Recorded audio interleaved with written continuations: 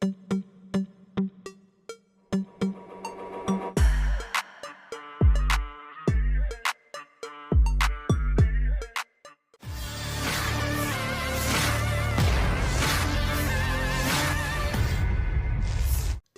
aksi pasukan Rusia seorang diri menghancurkan parit tentara Ukraina.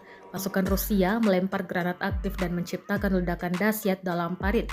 Rekamannya beredar di Telegram pada Kamis 9 Mei 2024. Dalam keterangan unggahan disebutkan, pasukan Rusia membersihkan lubang Ukraina dari jarak dekat.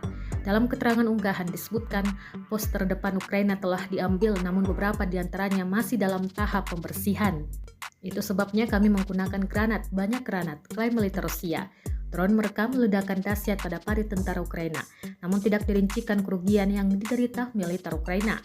Meski demikian, rekamannya kini telah menuai berbagai komentar dari warganet.